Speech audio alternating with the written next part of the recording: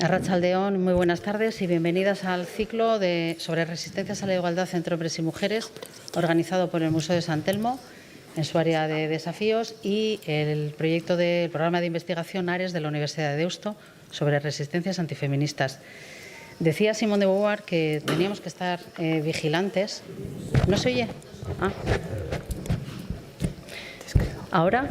Sí. Bueno, pues decía Simone de Beauvoir que los derechos de las mujeres nunca se dan por adquiridos y que debíamos estar vigilantes, porque bastaba cualquier crisis política, económica o religiosa para que estos derechos se vieran cuestionados. Y la verdad es que tenía razón, no solo cuestionados y olvidados, sino que estamos asistiendo a un ataque frontal, a una resistencia feroz ante cualquier avance o reivindicación feminista, tanto aquí como en cualquier lugar del planeta. Pensemos en los feminicidios, en los asesinatos machistas que cada día van incrementando, la mercantilización de los cuerpos de las mujeres o la reacción ante los derechos reproductivos y sexuales, o las reacciones a las manifestaciones de las mujeres en Irán o el horror de Afganistán. Todo ello, esas resistencias sustentadas y alimentadas por creencias, por ideologías y por sistemas que se oponen fuertemente a la igualdad. Por ello, hoy comenzamos un ciclo de 5 sesiones en las que vamos a hacer un repaso a buena parte de esas resistencias que impiden los avances y que pretenden un retroceso en los derechos.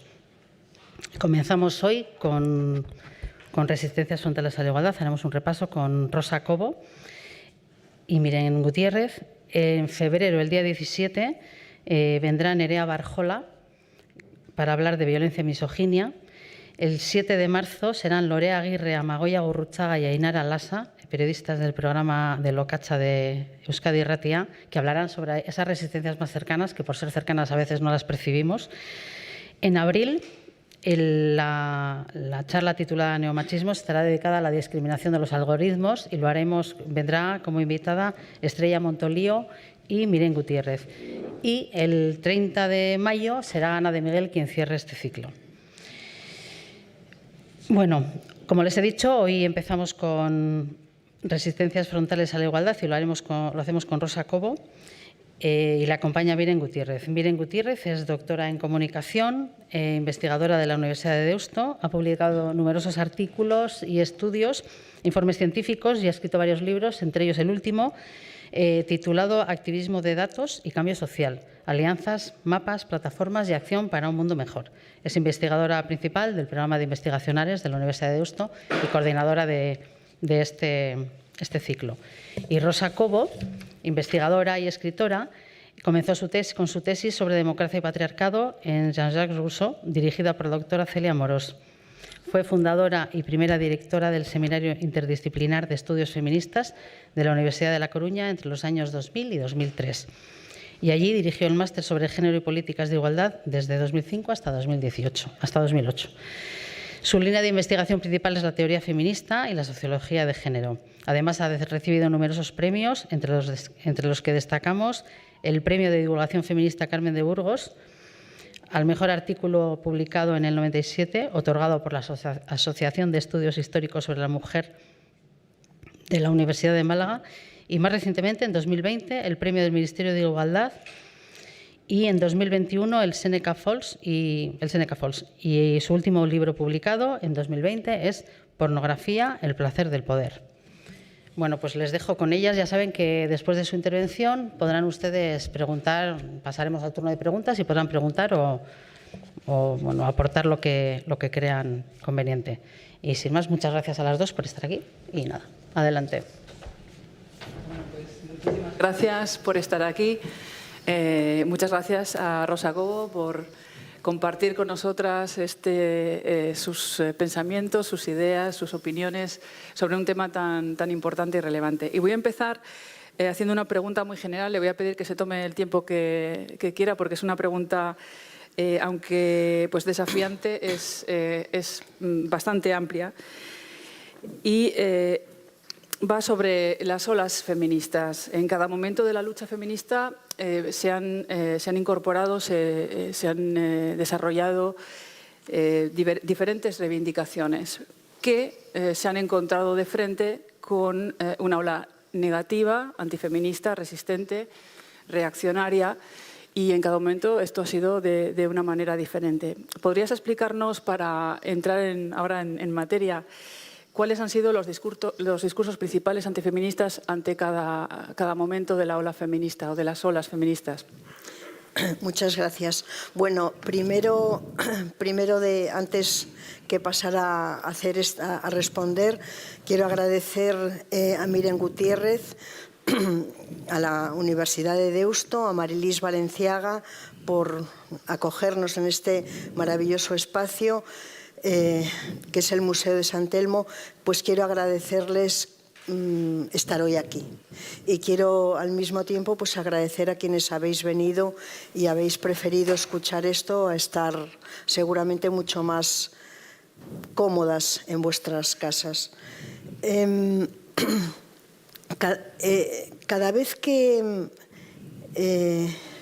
hay una ola feminista, o cada vez que hay un momento histórico en el cual el pensamiento político progresista o las reivindicaciones políticas de determinados grupos dan pasos adelante, inmediatamente después viene una respuesta reactiva. Esto forma parte de lo que podríamos llamar el orden natural, entre comillas, de esas luchas entre posiciones que son conservadoras, posiciones que son reactivas y posiciones que son progresistas. En este mismo sentido es en el que hay que entender estas 4 olas feministas y cómo estas 4 olas feministas han tenido respuestas fuertemente reactivas siempre. Para hablar de esos discursos antifeministas o de esas olas reactivas, yo creo que es importante también saber cada ola feminista en qué momento se ha desarrollado históricamente y cuáles han sido las vindicaciones en torno a las cuales se ha articulado.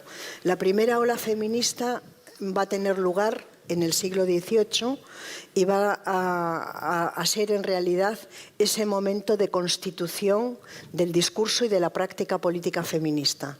El feminismo es un movimiento social y es una tradición intelectual que se va a constituir en el contexto o en el marco del pensamiento ilustrado, del pensamiento político ilustrado. Y va a tener un telón de fondo, y ese telón de fondo va a ser la Revolución Francesa, en el caso de Francia, y en el caso de Alemania y de Inglaterra, pues va a ser el marco de grupos de intelectuales que están esperando, que están anhelando que se produzcan cambios sociales en sus países. Esta constitución del feminismo como movimiento y como práctica política lo va a hacer en torno a una idea, que es la idea de igualdad. El paradigma de la igualdad o el principio ético y político de la igualdad se va a convertir en el eje de la constitución del discurso y de la práctica política feminista.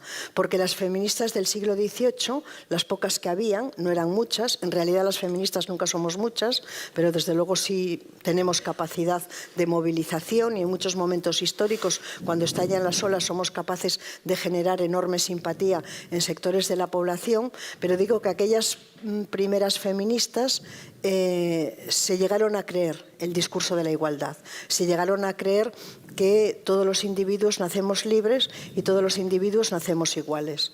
Y cuando están asumiendo esta idea, se van a encontrar con que cuando la Revolución Francesa concrete los derechos de los individuos, las mujeres van a ser excluidas del espacio público político, de la ciudadanía, y se van a ser confinadas al espacio privado, doméstico, por decirlo de esta manera.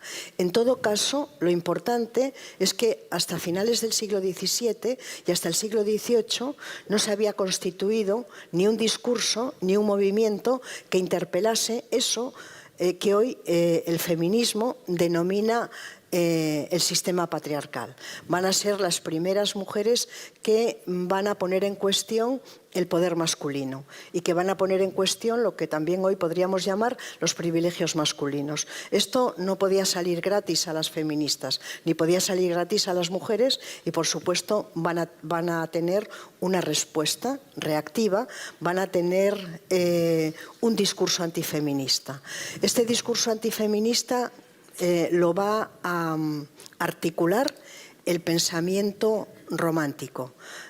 Lo que la teoría feminista ha conceptualizado como la misoginia romántica y se va a desarrollar fundamentalmente en la última década del siglo XVIII y la primera década del siglo XIX. Y va a ser un proceso muy largo que va a comenzar con Rousseau. Rousseau es un pensador fuertemente misógino, al mismo tiempo que en realidad es el gran teórico de la igualdad, de la modernidad, ese que va a defender una igualdad fuerte, una igualdad material, pero que sin embargo va a negar cualquier tipo de derecho o va a proponer que las mujeres no tengan ningún tipo de derecho ni de acceso a la ciudadanía. De modo que, ¿qué es lo que va a decir el pensamiento romántico o por qué el romanticismo en realidad va a articular esa reacción patriarcal que va a ser la respuesta a la crisis de legitimación patriarcal que se va a producir después de estas primeras feministas? Bueno, lo que va a decir el romanticismo, lo que va a hacer va a ser poner en pie un naturalismo que va a esencializar lo femenino, que va a naturalizar a las mujeres, que va a negar el carácter social de las mujeres y va a argumentar la idea de que las mujeres no pertenecemos al orden de la cultura, sino que pertenecemos al orden de la naturaleza, hasta el extremo de que van a señalar que las mujeres tenemos más proximidad con las hembras de otros mamíferos que la proximidad que tendríamos con los varones de nuestra misma especie. Entonces hay un proceso de naturalización y este proceso de esencialización de lo femenino, que significa que una mujer es lo mismo que todas las mujeres, porque todas somos, en palabras de Celia Morós, las idénticas. Esto es un tipo de argumentación que nos vuelve a colocar a las mujeres fuera del mundo de la política, fuera del mundo de la cultura, fuera del mundo de la ciudadanía. Y será, por lo tanto, el romanticismo el que va a articular la respuesta antifeminista a la primera ola. La segunda ola feminista, que va a tener lugar en el siglo XIX, va a estar fundamentalmente, y digo fundamentalmente porque no solo protagonizada por el movimiento sufragista, pero ninguna ola feminista se alimenta solo de una tradición intelectual. Y la segunda ola feminista también se nutrió de feministas que fueron marxistas y de feministas que eran anarquistas. Pero, sin embargo, fue el movimiento sufragista, las sufragistas, las que constituyeron verdaderamente el corazón de esta segunda ola. Bueno, ¿qué es lo que ocurre? La segunda ola va a tener una enorme duración, va a comenzar en 1800, según dice Kate Millett, ella lo explica, a mí me parece que tiene toda la razón. La segunda ola va a comenzar en el 1830 y va a acabar en el 1930. ¿Cuáles van a ser qué es lo que va a pedir el movimiento sufragista? El movimiento sufragista va a poner en pie unas vindicaciones que ahora nos parecen que son de sentido común, pero que sin embargo eran insólitas en el siglo XIX. Libertad de asociación, libertad de expresión, patria potestad compartida, derecho a la propiedad, derecho a la educación superior, que las mujeres puedan ocupar espacios en el mercado laboral, ¿no?, de profesiones como ser abogadas, como ser ingenieras, etcétera. Finalmente, este movimiento va a cristalizar políticamente defendiendo el derecho al voto para las mujeres, porque las mujeres sufragistas estimarán que si las mujeres tenemos el derecho al voto, vamos a poder hacer cambios de fondo. Luego, los cambios de fondo son siempre limitados. El voto se demostró que fue efectivamente una vindicación fundamental para las mujeres, pero tuvo unos efectos limitados y tuvo unos efectos mucho más significativos cuando se articuló con otros derechos, con otras vindicaciones políticas. ¿Cuál fue la respuesta? Bueno, un movimiento tan poderoso como fue el movimiento sufragista, que se desarrolló fundamentalmente primero en Estados Unidos y en Inglaterra y que después se fue extendiendo a otras partes del mundo, fundamentalmente pues, en América Latina y en Europa, un movimiento tan poderoso que introdujo cambios muy significativos en el imaginario que tenía la sociedad sobre las mujeres, necesariamente tuvo que tener una respuesta compleja y una respuesta que vino de la mano sobre todo del nazismo y del fascismo, que hicieron leyes y que pusieron en pie normativas que limitaban aquellos derechos que habían conseguido las mujeres en el contexto del movimiento sufragista, pero también fue enormemente importante a la hora de articular todo este discurso el funcionalismo. Y dice Kate Millett en La política sexual que hubo una teoría, en realidad hubo un paradigma intelectual enormemente importante que fue fuertemente reactivo, que fue el psicoanálisis. Es cierto que esto lo dice Kate Millett, es completamente cierto que Juliet Mitchell va a discutir con Kate Millett y va a decir que el psicoanálisis no es aquello que Kate Millett decía que era. En todo caso, sea de una forma o sea de otra, el nazismo, el fascismo, el funcionalismo y determinadas interpretaciones freudianas o determinadas propuestas freudianas fueron enormemente relevantes a la hora, otra vez, de conceptualizar a las mujeres no como ciudadanas, no como sujetos racionales, sino como sometidas a impulsos o sometidas a lógicas y a una naturaleza que nos colocaba siempre en lugares que Simone de Beauvoir denominaría en lugares secundarios, ¿no? Nos volvería otra vez a ser ese segundo sexo, como decía, del que hablaba Simone de Beauvoir. Esta segunda ola va a acabar en el 1930. Va a haber toda esta respuesta en todo el periodo de entreguerras hasta que en el año 49 la extraordinaria y célebre y clásica feminista que es Simone de Beauvoir escribiese El segundo sexo. Unos años después Betty Friedan escribiese La mística de la feminidad y estallase otra vez de nuevo la tercera ola feminista. Cuando hablamos las feministas de olas feministas, lo hacemos porque, salvo en el caso de la primera ola, cuando surge el feminismo, el resto de las olas siempre se han manifestado y se han expresado en clave de movimiento de masas. Entonces, claro que fue un movimiento de masas el sufragismo, claro que vuelve a ser un movimiento de masas la tercera ola feminista. La tercera ola feminista va a estar también articulada alrededor de un feminismo, que es el feminismo radical, que va a sostener que la opresión de las mujeres está originada fundamentalmente en el poder que ejercen los varones sobre las capacidades sexuales y reproductivas que tenemos las mujeres. Ese sería el origen de la opresión de las mujeres. El feminismo radical va a ser un feminismo enormemente influyente. De hecho, la cuarta ola feminista en muy buena medida es deudora de la tercera ola. En realidad, esto pasó la segunda ola con la primera, la tercera con la segunda.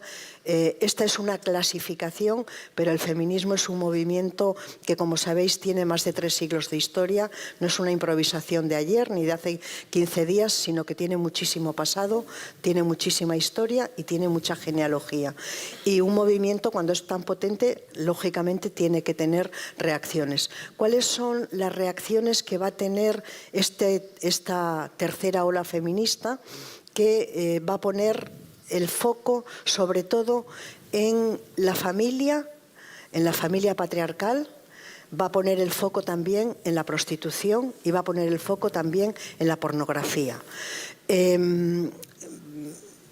lo que va a hacer este feminismo, el feminismo radical, es cuando pone el foco en la familia, cuando pone el foco en la prostitución y en la pornografía, se va a encontrar con cosas que existían, pero que tanto la izquierda como la derecha habían pactado de una forma como se hacen los pactos en política, ¿no?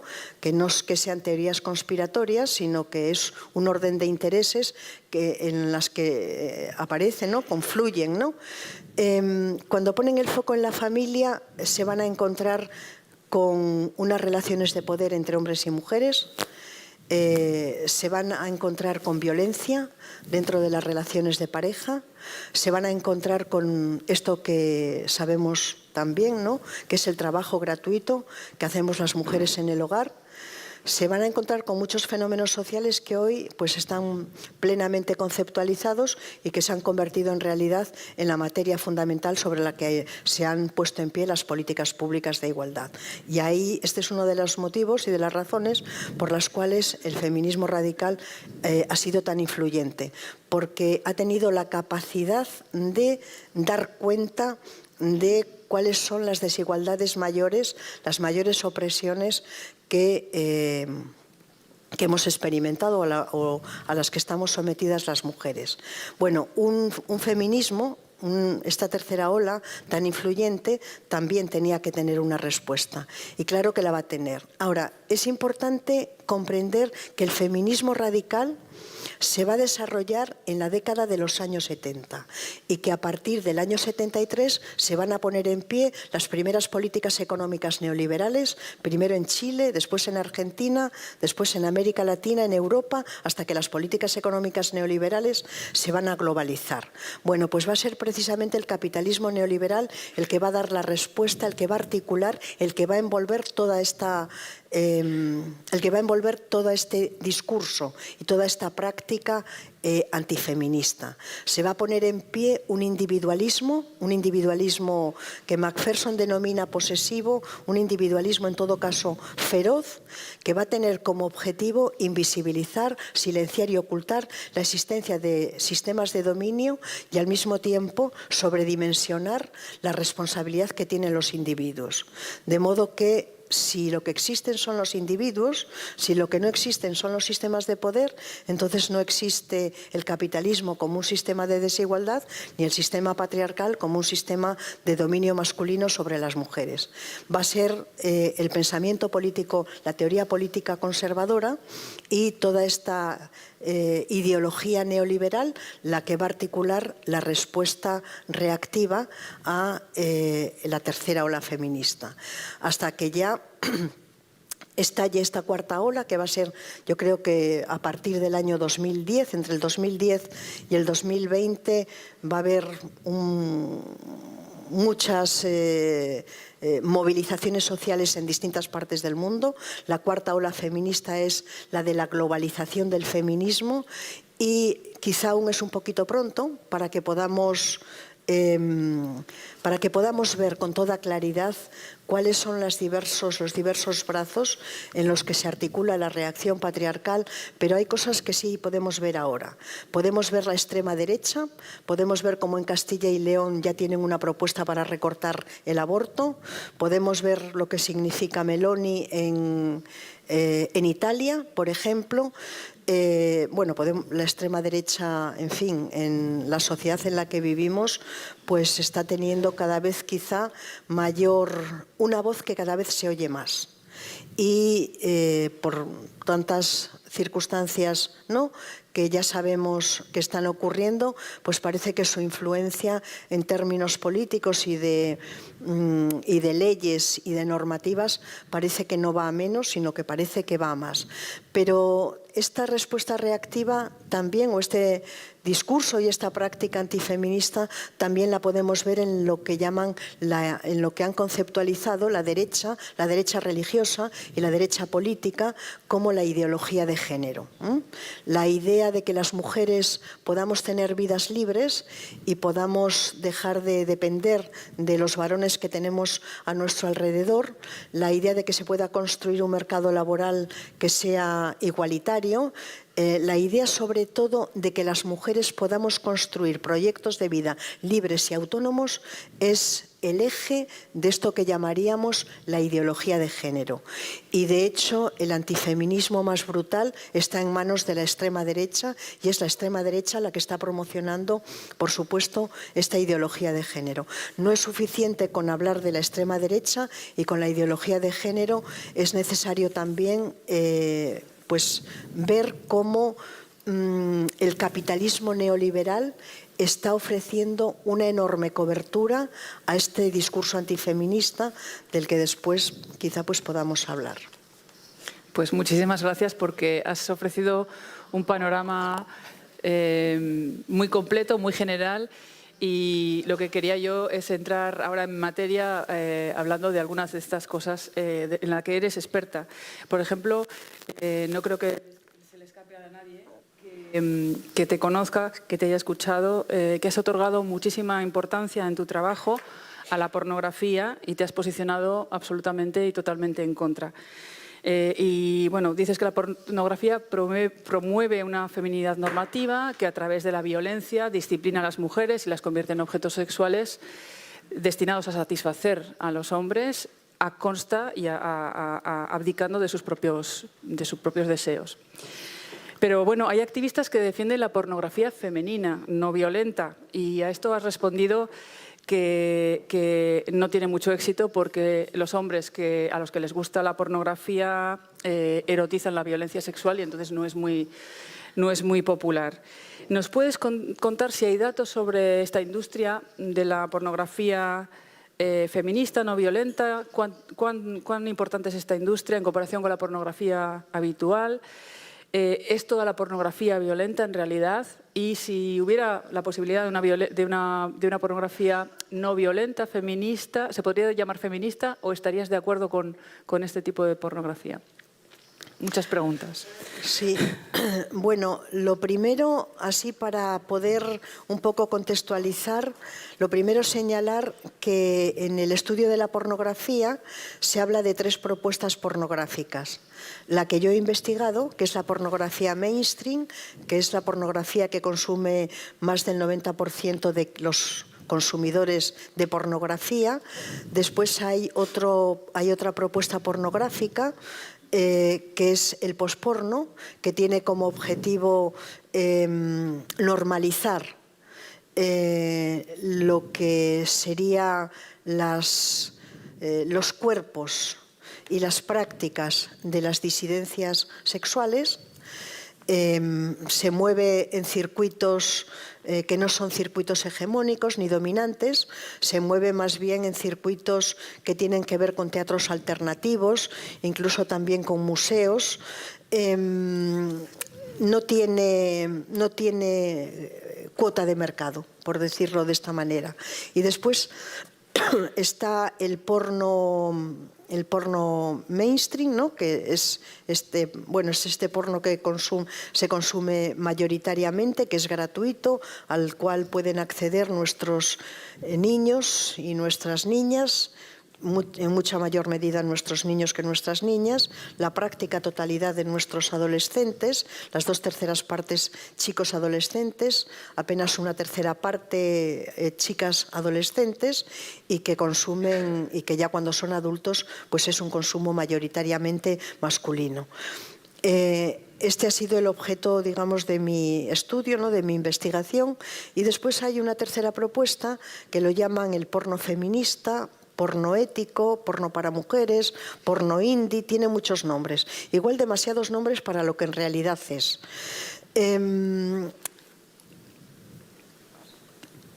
Yo no estaba nada interesada por el porno feminista. Bueno, entre otras cosas porque yo no creo que haya porno feminista, para empezar, ¿no? Pero no estaba nada interesada porque es un fenómeno marginal. Es un fenómeno marginal en términos de consumo y es un fenómeno marginal en términos de industria. Pero tuve que analizar este tipo de pornografía porque cada vez que daba una charla, inmediatamente, siempre había preguntas de gente que tenía la inquietud de ¿sería posible que hubiese un tipo de pornografía que pudiésemos ver, que pudiésemos consumir y que no hiciese una apología de la violencia contra las mujeres. Entonces, nada, me puse de una manera muy disciplinada a ver este porno. Tengo que deciros que este porno hay que pagarlo. Yo no lo pagué porque, en fin, porque pude encontrarlo, ¿no? Pude encontrar pues cosas de Erika Lass, que es, digamos, la directora, ¿no? Más conocida y de este tipo de, no sé, llamarle cine me parece que es un poco exagerado, ¿no? Porque yo este tipo de vídeos pornográficos no me parece que sean cine, ¿no? Es verdad que tienen lenguaje, es verdad que tienen un lenguaje, que tienen una narrativa, que el lenguaje es un lenguaje cinematográfico, entre comillas, pero llamarles cine me parece que es como, no sé, desmerece, ¿no? Lo que es el cine. ¿Qué es lo que descubrí cuando estuve analizando este cine, sobre el que prácticamente no encontré datos, ni encontré cifras que fuesen fiables, ni de consumo ni en términos de industria, ¿no? Lo único que sí sabemos, seguro, es que tanto en industria como en consumo es bastante testimonial, ¿no? ¿Qué es lo que encontré? Bueno, lo que encontré fue que el porno mainstream es un porno enormemente violento contra las mujeres, donde en la pornografía mainstream se desarrolla lo que Celia Morós denominaría el imaginario libertino, donde no hay reglas, donde circulan con radical libertad los deseos masculinos, donde hay una afirmación de la soberanía masculina y donde hay una propuesta de abdicación de los deseos de las mujeres. Los deseos de las mujeres no aparecen, por supuesto, en la pornografía. Bueno, esto, que es constitutivo del 90 y tantos % de la pornografía, no aparece de una forma radical en este porno para mujeres.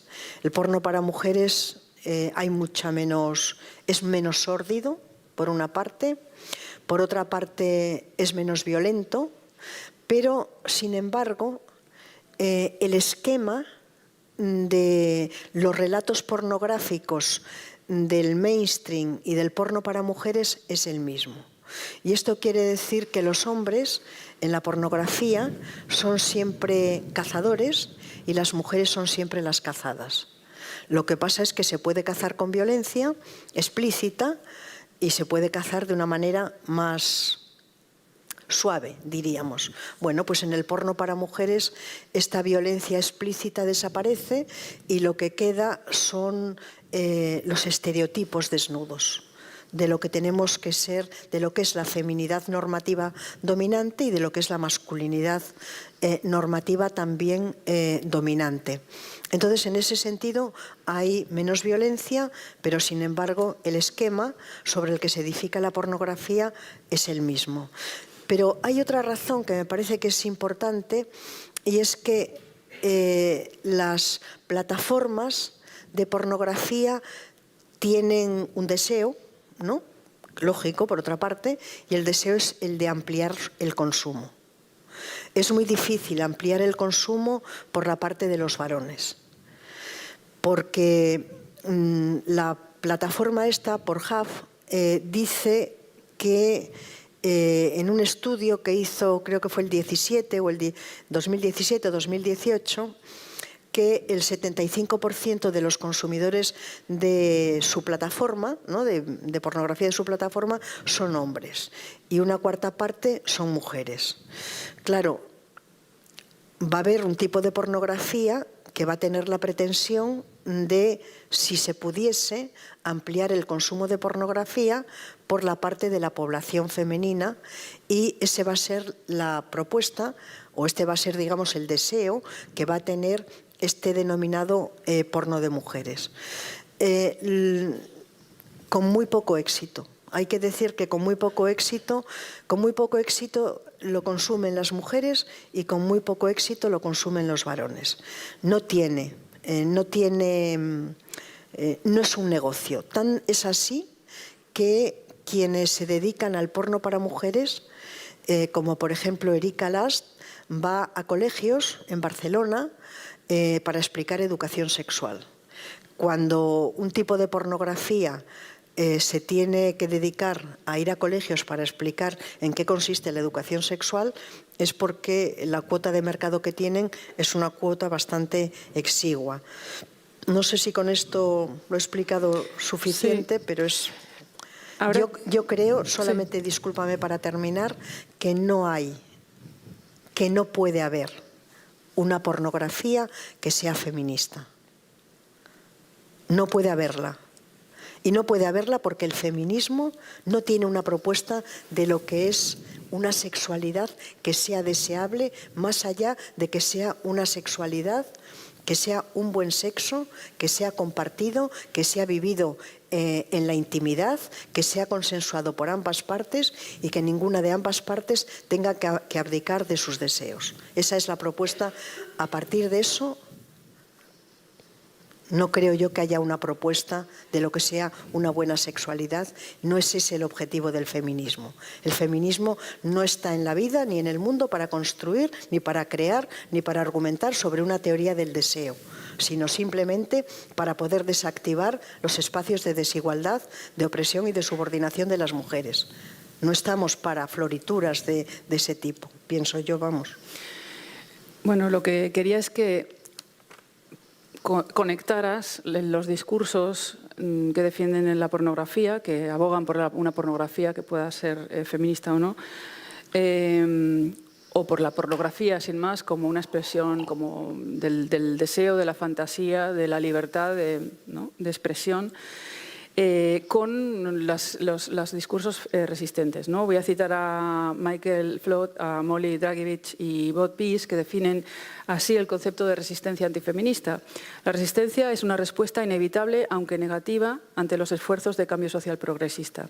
El contraataque y la resistencia a la igualdad de género adquieren diversas formas, tales como la negación del problema, la negativa a aceptar la responsabilidad, la inacción, el aplacamiento, la apropiación o la represión. Estos obstáculos hacia medidas que promueven la igualdad proceden más bien de grupos privilegiados, es decir, los hombres, que de grupos desfavorecidos, las mujeres, que ya hablaremos también de mujeres que tienen discursos misóginos, pero bueno, eso es una pregunta para después.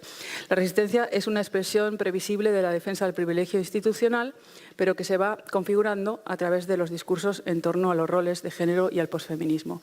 ¿Puedes hacer una conexión entre la defensa de la pornografía y un discurso resistente antifeminista? Sí. Por supuesto que la pornografía y la prostitución son elementos fundamentales de esta cultura que podríamos denominar la cultura del consentimiento. El consentimiento es un concepto sobre el que no podemos ponernos a hablar ahora, ¿no? Porque sería otro conversatorio, ¿no? Por decirlo de esta manera. Pero en todo caso se está utilizando la cultura del consentimiento para legitimar, para justificar la idea de que el cuerpo es una propiedad. Y la idea de que el cuerpo es una propiedad abre el camino a la legitimación de que los cuerpos de las mujeres estén en el mercado.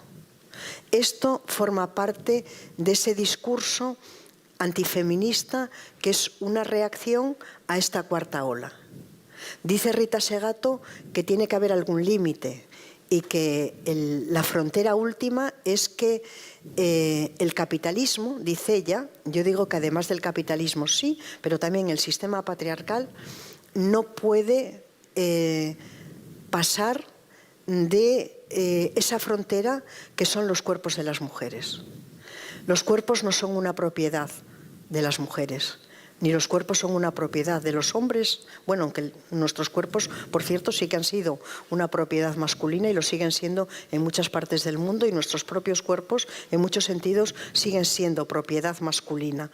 Pero forma parte, efectivamente, la idea de colocar los cuerpos de las mujeres en el mercado, esta propuesta de mercantilizar nuestros cuerpos y nuestra sexualidad, que se justifica con esa cultura del consentimiento, eso forma parte de esa reacción patriarcal a esta cuarta ola feminista. Bueno, precisamente hablando de otros lugares, ¿no? Estamos enfrentando las mismas resistencias a la igualdad aquí que en otros países. ¿Podrías darnos tu opinión sobre lo que está pasando en Afganistán e Irán? ¿Nos deberíamos involucrar en estas luchas tan lejanas? Bueno, no son nada lejanas. Yo las veo muy próximas, las veo muy cerca. Las tenemos en las ciudades en las que vivimos. Algunas de estas prácticas que tratan de ser vendidas como prácticas culturales, pero que son prácticas patriarcales. Las tenemos cerca, aunque no las tuviésemos en Madrid, aunque no estuviesen en Barcelona, aunque no estuviesen en Euskadi, daría lo mismo, porque Irán y Afganistán están muy cerca. Bueno, yo creo dos cosas a este respecto. La primera es que el feminismo está involucrado en esa lucha. Y yo creo que lo hemos... yo creo que se puede ver, ¿no? Cómo han venido mujeres de Irán, cómo han venido mujeres de Afganistán, cómo han venido juezas, cómo han venido y cómo están estableciendo prácticas, están estableciendo alianzas con el movimiento feminista para dar resonancia a la situación de opresión, ¿no? De fuerte opresión que están viviendo en sus países. Entonces, no se puede construir la libertad de las mujeres en un solo continente o en un solo país. Un solo país, una sola zona en el mundo en el que las mujeres estén en una situación de opresión compromete a todo el genérico de las mujeres. Y esa es la razón fundamental por la cual las feministas europeas, digámoslo así, no podemos ser ajenas a ninguna opresión o a ninguna vulneración de los derechos humanos, de las libertades y de la igualdad de ninguna mujeres que estén en ninguna parte del mundo. Entonces, en este sentido, yo veo claro que el movimiento feminista se ha involucrado y está haciendo apoyos, pero estamos haciendo apoyo como yo creo que se debe hacer, ¿no? Y es apoyando a las mujeres que están dando esas luchas. Lo que no podemos hacer es sustituir a esas mujeres ni sustituir sus voces. Lo único que podemos hacer es dar resonancia a esas voces y en la medida en que podamos apoyar para que ellas puedan generar un discurso que tenga la capacidad de generar sensibilidad dentro de la sociedad. Por otra parte, es importantísimo también que desactivemos esta idea tan loca,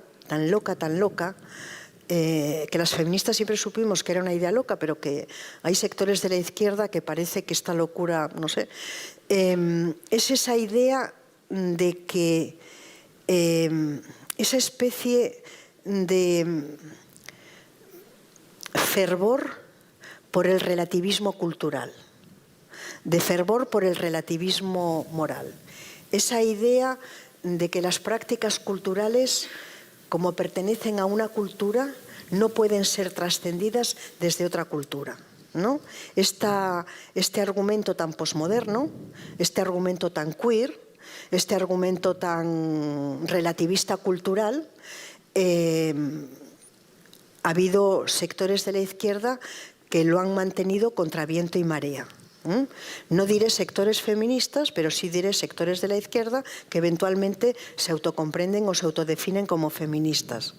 Bueno, han tenido que venir las mujeres de Arabia Saudí que se han quitado sus pañuelos y sus burkas y los han colocado en los semáforos para decirnos, ¿no?, o para decir a este sector de la izquierda que esas prácticas culturales son prácticas patriarcales y que tenemos la obligación, las feministas, no de interpelar a las mujeres, porque eso nunca lo ha hecho el feminismo, ni las feministas europeas pueden interpelar a las mujeres de América Latina ni a las mujeres de Irán, pero lo que sí podemos hacer es una crítica a aquellas prácticas culturales que son patriarcales.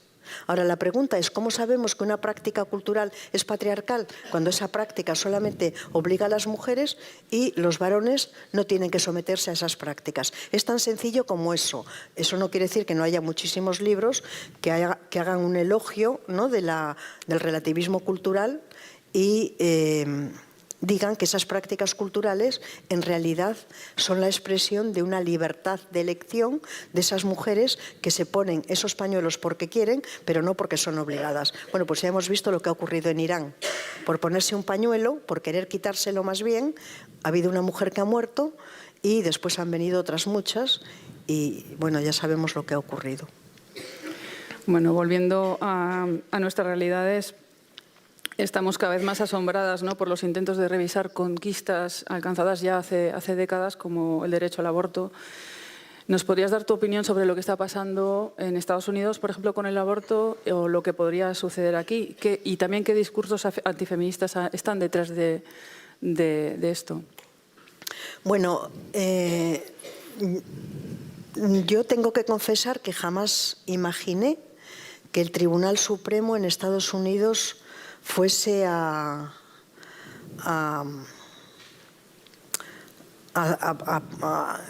poner en pie, ¿no?, lo que puso respecto al aborto. Esto me sirve porque antes se me olvidó una cosa, y es que cuando hablábamos de las resistencias antifeministas a la cuarta ola, creo que podríamos decir, sin equivocarnos mucho, que el Poder Judicial está liderando en muy buena medida el discurso antifeminista. Y yo antes pensaba que lo estaba haciendo solamente aquí, ¿no?, en nuestra sociedad, pero ya hemos visto que no, porque hemos visto Polonia, porque hemos visto Hungría, porque hemos visto Estados Unidos. Bueno, el aborto significa esa forma extrema de expropiación del cuerpo de las mujeres. Y legalizar el aborto, decir que el aborto no es legal, o bien no legalizarlo, o bien ilegalizarlo, es enviar a las mujeres el mensaje de que no tenemos decisión sobre nuestra reproducción, sobre nuestro cuerpo, sobre nuestra vida. Bueno, yo creo que tenemos que tomarlo como lo que es. Yo creo que es un aviso. Yo creo que es un aviso para navegantes.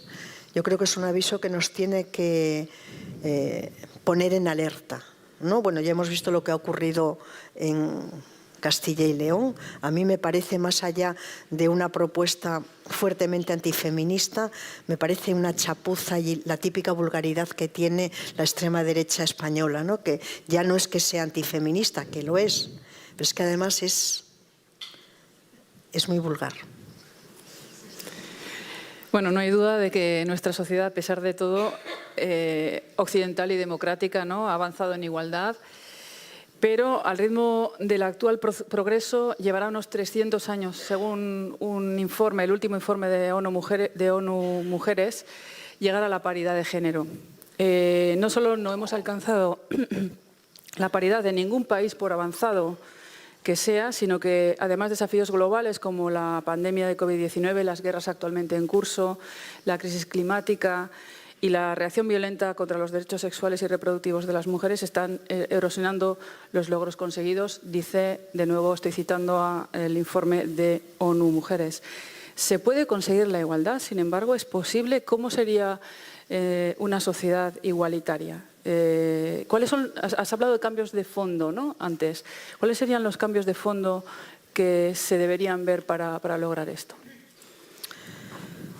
No sé, esta pregunta es que es muy difícil contestarla porque, bueno, en primer lugar, no podemos negar la mayor, ¿no? Si negamos, no podemos pensar que la igualdad no es posible, no podemos pensar que la igualdad no es viable, porque si partimos del supuesto de que la igualdad no es posible, a pesar de tantísimos obstáculos como hay, pues esa misma idea desactivaría el feminismo, lo cual no significa que esa idea se trabaje mucho desde el punto de vista cultural y desde el punto de vista mediático, ¿no? No se puede acabar con la prostitución, ha existido siempre. No se puede acabar con la desigualdad económica, siempre han existido pobres y ricos. No se puede acabar con la desigualdad entre hombres y mujeres, porque ha existido siempre. Siempre han existido desigualdades, pero lo que nos convierte en lo que nos civiliza como sociedad, lo que nos civiliza como comunidad, es precisamente romper espacios de desigualdad, de opresión, de subordinación, de discriminación. Eso es lo que nos civiliza, ¿no? Porque la desigualdad, la discriminación, la subordinación son enormes déficits civilizatorios. Entonces, sí, es posible. Y si no fuese posible, daría lo mismo. Tendríamos que aplicar el famoso como si kantiano y tendríamos que decir que si no fuese posible, tendríamos que actuar como si lo fuese. Claro que es posible. Lo que no sabría explicarte, lo que no podría decir es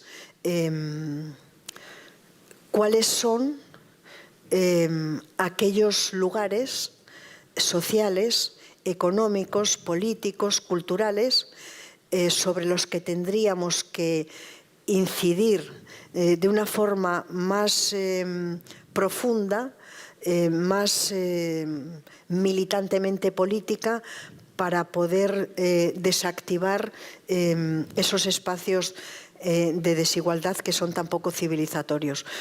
Yo creo que en sus 4 olas el feminismo ha puesto el foco donde debía siempre. En el 18 lo puso en el acceso a la ciudadanía.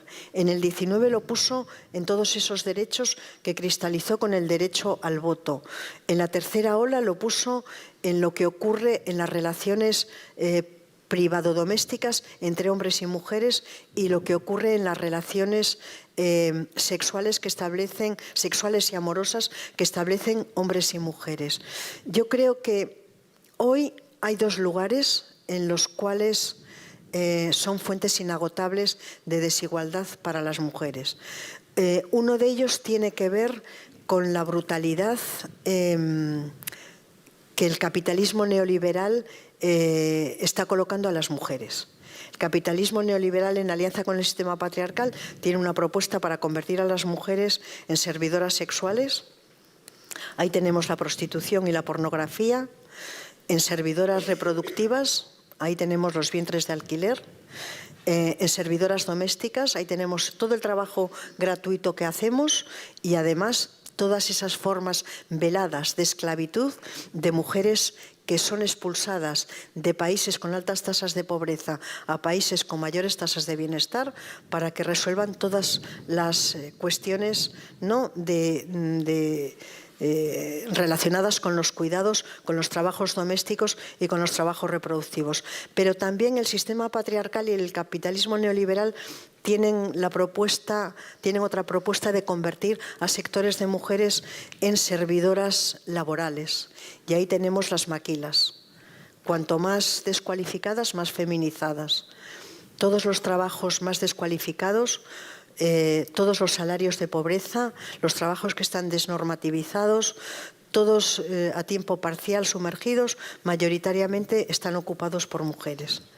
De modo que lo que pasa es que es titánico, porque claro, es mucho. Pero Las feministas, la característica que tenemos es que nunca quitamos el dedo del renglón. Así me gusta. Voy a terminar con una pregunta, tengo muchas más y voy a abrir el espacio al debate. Y la quiero hacer porque es una cosa que a mí me interesa muchísimo, que es que, como se sabe, pues las mujeres son cosificadas en el material audiovisual que está disponible online, y las plataformas como Facebook, como Instagram, que es de Facebook, hay una gran concentración de la propiedad, por cierto, en este sector. TikTok o los motores de búsqueda como Google tienen mucho que ver en cómo circulan estas imágenes en las plataformas, que no son redes sociales, no son ni en mi disciplina no las llamamos ni redes ni sociales, ¿no? Son plataformas que lo que hacen es monetizar nuestros datos, ¿no?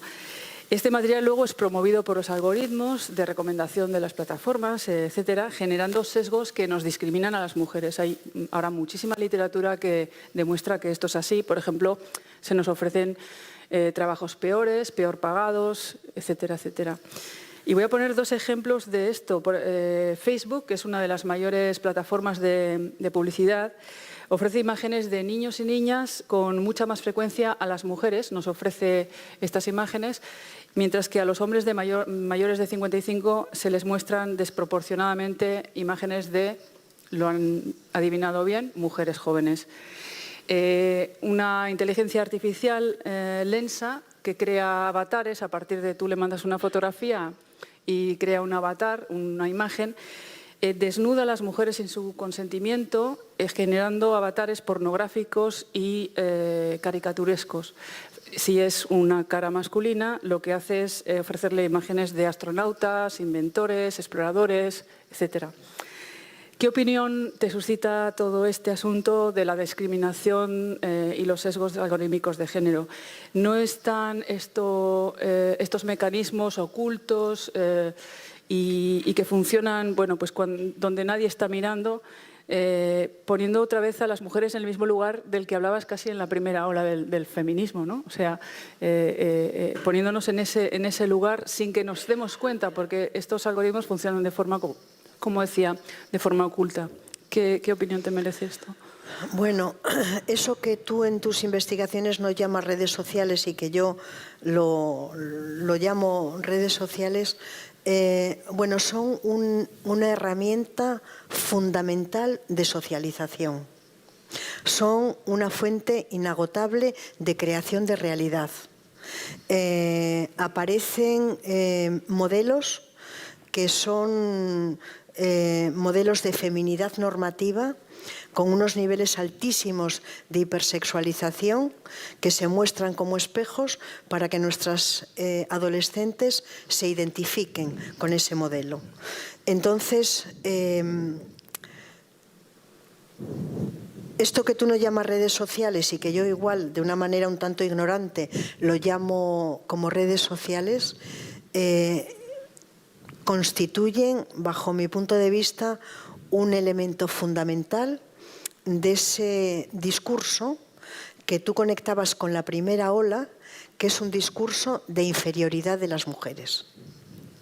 Es un discurso de inferioridad de las mujeres donde las mujeres volvemos a ser definidas fundamentalmente como seres sexuales, nunca como sujetos, nunca como seres racionales, donde nuestros cuerpos aparecen como mercancías.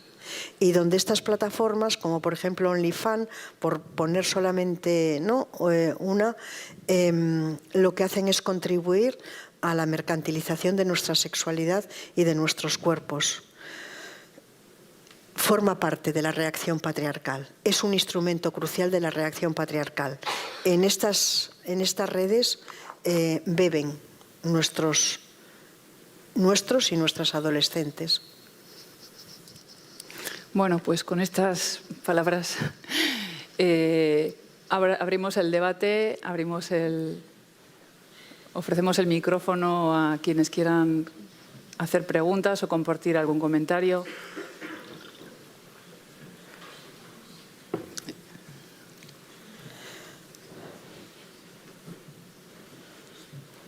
Romper el hielo siempre es muy difícil. Sí.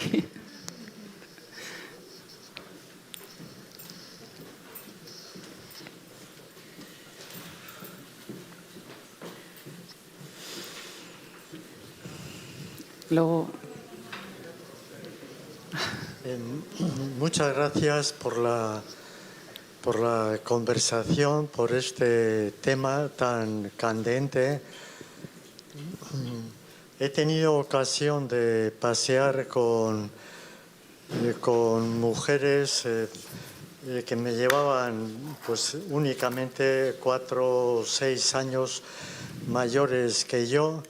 Y con respecto al tema de la Iglesia romana o católica, me explicaban cómo en su enlace matrimonial ponían un paño en el hombro del marido y este paño se ponía encima de la cabeza de la mujer. Algo así como indicando la sumisión de la mujer al marido. También en otros momentos, una mujer que tuvo 6 hijos, 3 hijas y 3 hijos, cuando lleva al pequeño al bautizo, es el hombre el que lo lleva y la mujer se queda fuera. Entonces, cuando bautizan al pequeño o pequeña, es entonces cuando avisan a la madre para que pueda entrar, puesto que se considera que con el bautizo del pequeño la madre queda purificada. Bien, esto en su día me chocó, pero no obstante, dentro de la Iglesia creo que hace una injusticia enorme con respecto del 50% del género humano, en el sentido de que únicamente acceden al sacerdocio, al obispado o a estancias superiores únicamente y exclusivamente los hombres, cuando en los evangelios no hay nada en contra del sacerdocio de la mujer como existe en la Iglesia anglicana. Y bueno, no sé si tiene alguna pregunta. Sí, nada más que... Muchas gracias. Sí. Hay por ahí una mano levantada.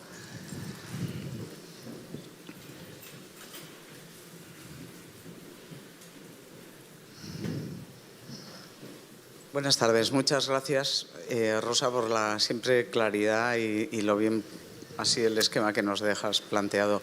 Yo quiero hacer una pregunta, porque muchas de las cosas que has dicho que vienen de la parte de extrema derecha y todo lo que es el tema de la prostitución, bueno, los vientres de alquiler y tal, pero curiosamente tenemos una izquierda que apoya todo lo que es los vientres de alquiler, que tal cual. Bueno, eso por un lado, por favor, para que no nos dejemos...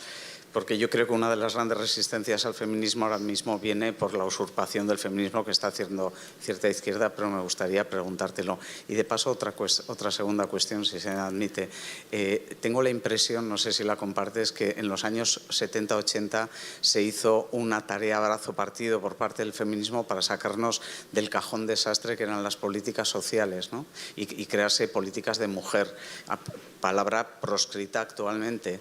Y ahora nos están volviendo a colar en ese cajón todo el cajón desastre que son, ya que el feminismo, como dijo un señor de izquierdas, es cuidar, nos están metiendo otra vez todo lo de los cuidados, la diversidad, el no sé qué, no sé cuántos, y volvemos otra vez al cajón desastre. O sea, parece que no avanzamos para cuando nos echan para atrás, ¿no? Sí. ¿Contesto?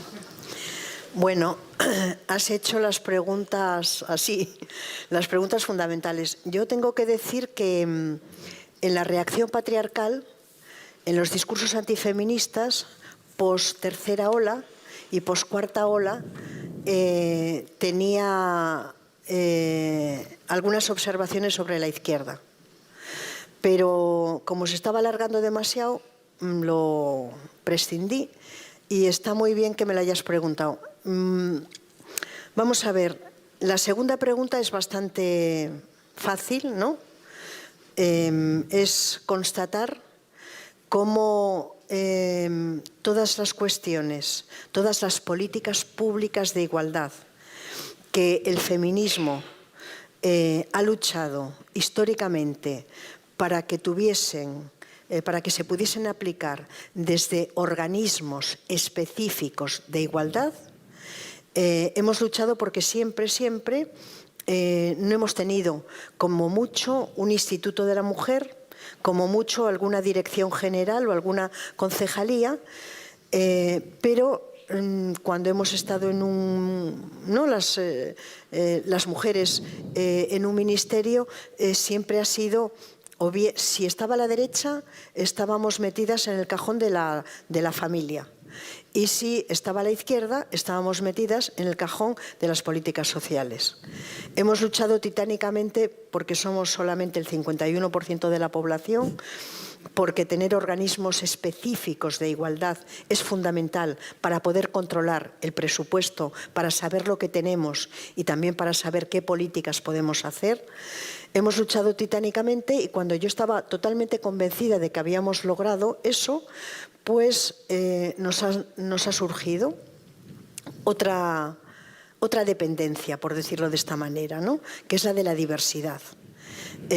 Bueno, que es un concepto muy amplio, porque cuando se habla de diversidad no tiene que ver solamente con la diversidad sexual, sino que también tiene que ver con otras diversidades que tienen carácter cultural, que tienen carácter racial, que están relacionadas con la discapacidad. Bueno, esto a mí me parece que es inaceptable, me parece que es intolerable y yo creo que necesitamos recuperar los organismos de igualdad que hagan políticas específicas para las mujeres. Yo eso lo veo clarísimo. Pero esto está muy vinculado a la primera observación que has hecho. Y si me permite solamente 3 minutos, porque esto es una de las cosas que más me interesan, además, yo creo que la izquierda tiene, iba a decir un problema, en realidad son muchos, pero bueno, para decirlo de esta manera, para poder comprender la confusión, por decirlo, por utilizar una palabra, ¿no?, de la izquierda, yo creo que lo primero que tendríamos que decir es que a partir de los años 60 o 70 van a ocurrir 2 procesos que están estrechamente vinculados y el primer proceso es la aparición del capitalismo neoliberal y con la aparición del capitalismo neoliberal una fuerte transformación en la estructura social y en la estructura económica. Esto va a significar que la izquierda va a perder el sujeto político de transformación social. Y aquí es donde creo que tenemos que hablar de la nueva y de la vieja izquierda. Porque la vieja izquierda, que se va a abrir en 2 direcciones, en la socialdemocracia y en la comunista, va a tratar de no perder ese sujeto político. La socialdemocracia lo va a resolver conservando a sectores de las clases populares con la incorporación de clases medias. La vieja izquierda comunista va a seguir perseverando en representar y construir su sujeto político alrededor de la clase social y, por lo tanto, de los trabajadores. Y cuando digo de los trabajadores es que para la vieja izquierda la figura del trabajador siempre ha sido masculina, hasta que, en fin, hemos presionado políticamente lo que hemos podido y, bueno, pues se han ido abriendo. Pero el asunto es que va a surgir, en torno a mayo del 68, va a surgir una izquierda nueva. Y el problema es esta nueva izquierda no puede asumir un sujeto político que es el que tiene la vieja izquierda. Y no puede asumirlo porque el asunto no da para tanto. Entonces, esta nueva izquierda se va a constituir sobre dos imaginarios, el imaginario de la igualdad y el imaginario del reconocimiento. Cuando aparece el capitalismo neoliberal, la nueva izquierda va a haber debilitado el imaginario de la igualdad y se va a quedar fundamentalmente con el imaginario del reconocimiento. ¿En qué va a derivar el imaginario del reconocimiento? Va a derivar en las políticas de la identidad. ¿Cuál va a ser la propuesta de sujeto político de la nueva izquierda? Que la tenemos muy cerquita, por cierto, ¿eh? Vamos, así, aquí, no lo digo, ¿no? Muy cerca. ¿Cuál va a ser el sujeto político de esta nueva izquierda? Va a ser la suma de identidades. ¿Qué identidades? Bueno, el movimiento LGTB, el movimiento animalista, el movimiento por el cambio climático y, por supuesto, no podía ser de otra manera, el movimiento feminista. Y este es un problema enorme, porque las mujeres no somos una identidad, no somos un grupo identitario. Las mujeres somos el 51% de la población. Las mujeres no queremos trabajar para dotarnos de una identidad ni política ni cultural. Las feministas lo que queremos es que se hagan políticas que desactiven la desigualdad de las mujeres y que tengan como efecto el ensanchamiento de nuestra libertad. ¿Cómo se constituye esta nueva izquierda? Sumando todas las identidades. ¿Cuáles son, de todas estas identidades, cuál es aquella que tiene mayor capacidad de movilización? El feminismo.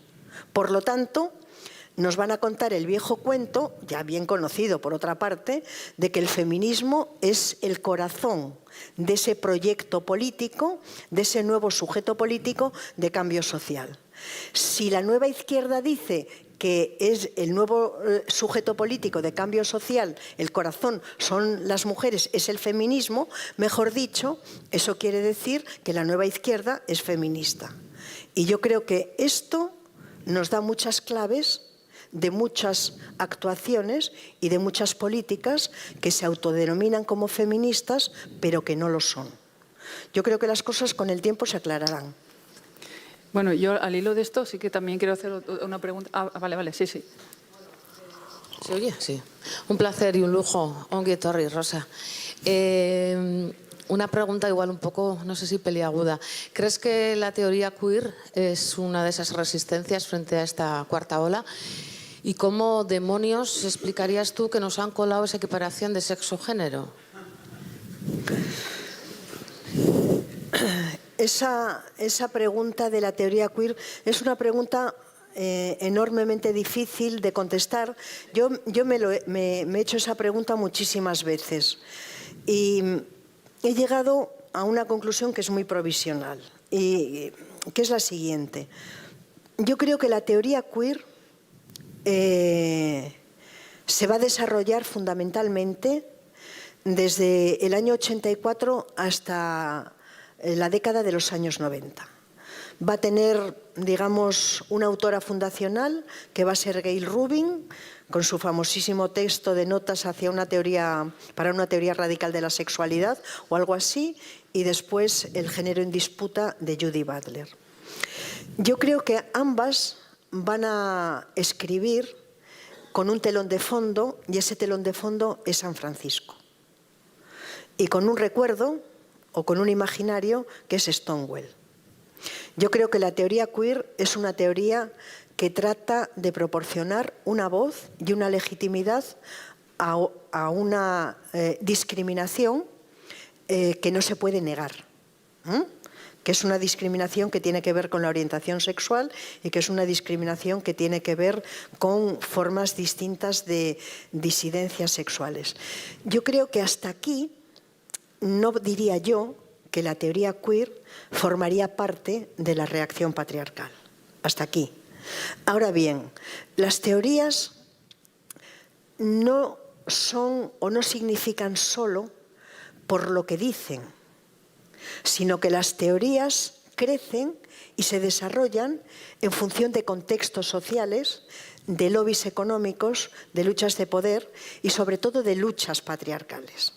Porque yo creo que la teoría queer tiene mucho que ver con dos modelos culturales y dos propuestas hegemónicas de élites patriarcales que son distintas, que tienen que ver con las élites patriarcales de esa vieja izquierda y con las élites patriarcales de la nueva izquierda.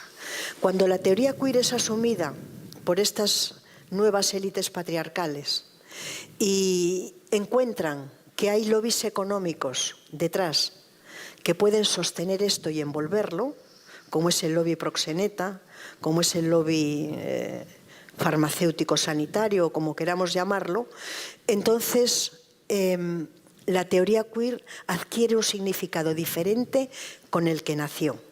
Y yo creo que la propia Judy Butler, no sé si te voy a dar una alegría, pero yo creo que la teoría queer ha dado de sí todo lo que ha podido. La prueba, esa es mi percepción. Yo no soy una gran analista. La verdad es que me equivoco muchísimo. Igual confundo aquí deseos con realidad. Yo creo que la teoría queer no puede dar más de sí.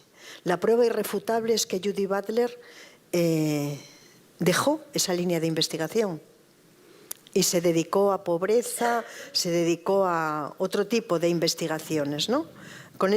Después de aquellas famosísimas discusiones que tuvo con Nancy Fraser, vimos que la teoría queer no daba más de sí. Entonces, en la medida en que esa teoría es capaz de dar legitimidad a una voz discriminada, a una voz que ha estado sometida a falta de respeto social, yo no diría que forma parte de ese discurso antifeminista. Ahora bien, cuando la teoría queer es reapropiada y en muy buena medida resignificada por instancias de poder, entonces la colocan al servicio de la reacción patriarcal.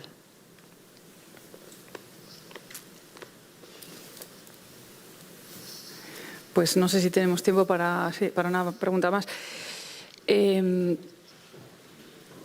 No cabe ninguna duda de que muchos de los ataques al feminismo vienen de la extrema derecha. Y quería que nos hablaras de la misoginia. Si tienes alguna definición, ¿cuál es tu opinión si es un fenómeno, la misoginia definida como odio a las mujeres, es una cosa minoritaria, está en un rincón, o es una cosa más extendida y que no la vemos porque está normalizada? Y el fenómeno de las mujeres que están en partidos misóginos, que son las mujeres que trabajan y representan a partidos de la extrema derecha. Y voy a poner varios ejemplos. Hemos mencionado también a Giorgia Meloni, primera ministra italiana, líder de los Hermanos de Italia, posfascistas, la líder del Partido Frente Nacional francés, Marine Le Pen, la ex líder del Partido del Progreso, Siv Jensen, de Noruega, Pia Kjærsgaard, cofundadora del Partido Popular danés, de la extrema derecha también, y la viceprimera ministra Beata Szydło, de Polonia. O sea, es un elenco larguísimo y seguro que se les ocurren otros nombres. Su liderazgo se produce en un momento en que las mujeres votan en números cada vez crecientes a partidos de extrema derecha, a pesar de que estos partidos promueven políticas que erosionan los derechos de las mujeres, como el acceso a la atención reproductiva.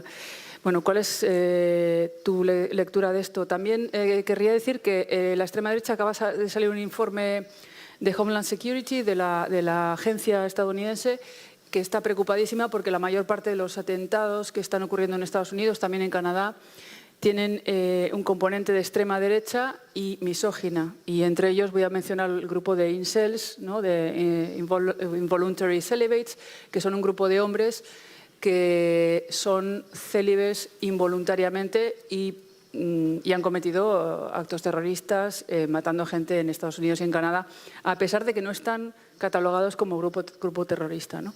¿Qué lectura haces de todo este panorama? Bueno, lo primero, la misoginia. La misoginia es un cáncer que nace dentro de las entrañas del pensamiento patriarcal, que es un nervio muy fuerte del discurso sobre la inferioridad de las mujeres. distinguimos cuando un pensamiento es misógino porque la misoginia define a las mujeres como mal. Porque la misoginia define y contextualiza a las mujeres como inferiores en el sentido más radical, hasta el extremo de poner en pie prácticas que las deshumanizan.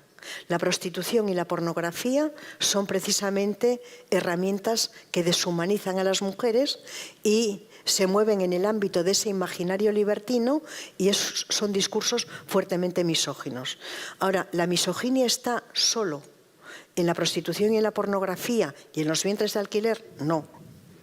Hay pensamientos misóginos, hay un pensamiento indudablemente misógino que también aparece y se desarrolla dentro del pensamiento político de la extrema derecha, indudablemente. Y también hay un pensamiento inequívocamente misógino, pues como hablaba el compañero antes, dentro de las religiones, ¿no? De todas, unas más que otras. Es peor para las mujeres el catolicismo que el protestantismo, por poner un ejemplo, ¿no? Ahora, respecto a tantas líderes que están surgiendo, líderes de extrema derecha, ¿no? Yo creo que esto se debe a dos factores. Bueno, esto es una aproximación, ¿no? ¿Qué hago? Dentro de la derecha hay una lucha por conquistar la hegemonía ideológica y la hegemonía política. Para decirlo de otra forma, hay élites que forman parte de la derecha y hay élites en la extrema derecha. Yo creo que hay una lucha por conquistar la hegemonía cultural. Cayetana Álvarez de Toledo nos lo explica con una claridad meridiana y yo siempre me pregunto, ¿sabrá lo que está diciendo de verdad? Pues seguramente que sí, ¿no? Bueno, cuando las élites masculinas luchan por conquistar la hegemonía, no suelen hacerlo nunca de una forma abierta y frontal.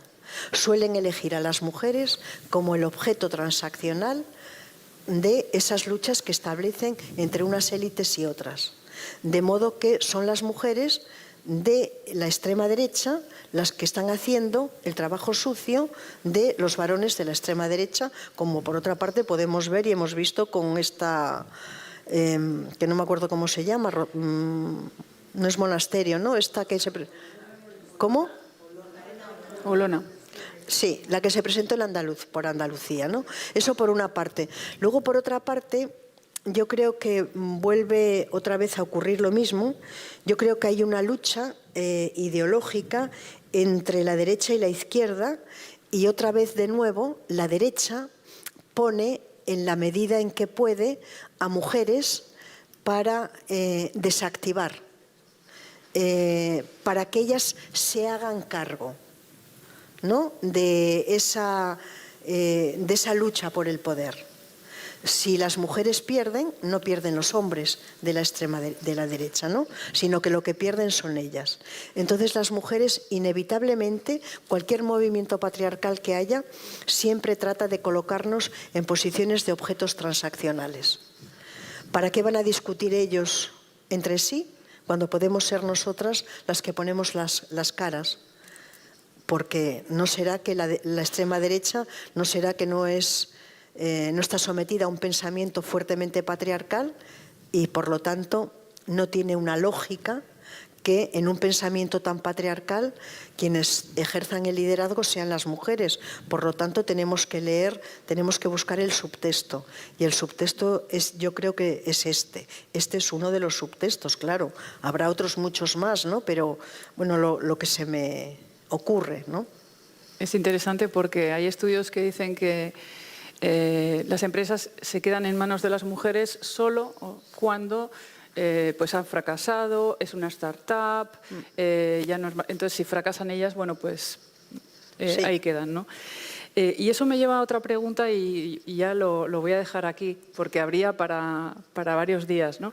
Una pregunta sobre los informes que saca el Fondo Económico Mundial tiene un índice que a mí me gusta mucho, que es el GGG, el Global Gender Gap, y se basa en 4 indicadores que hablan del acceso a la salud, el acceso a la educación, el acceso al poder político y el acceso al poder económico.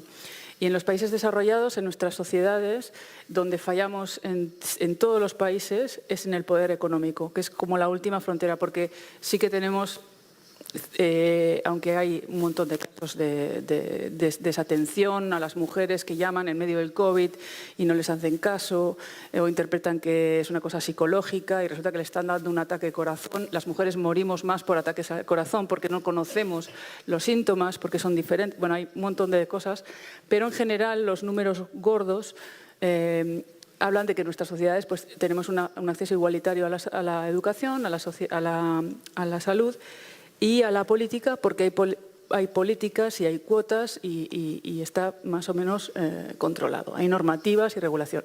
Ahora, el sector privado que hagan lo que quieran un poquito, ¿no?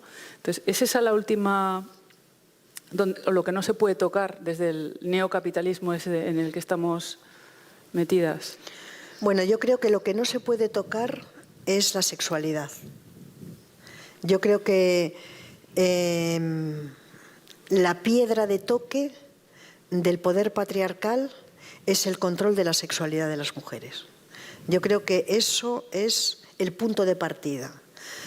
Ahora bien, yo, que soy un poco marxista, que cada vez soy más marxista, podría decir, creo que tenía muchísima razón Marx cuando entendía que la estructura económica tenía un carácter fundacional, por decirlo así, ¿no? Es un poder, el poder económico es un poder que no es democrático. Entonces, sobre un poder que no es democrático, no se pueden hacer prácticamente políticas de igualdad.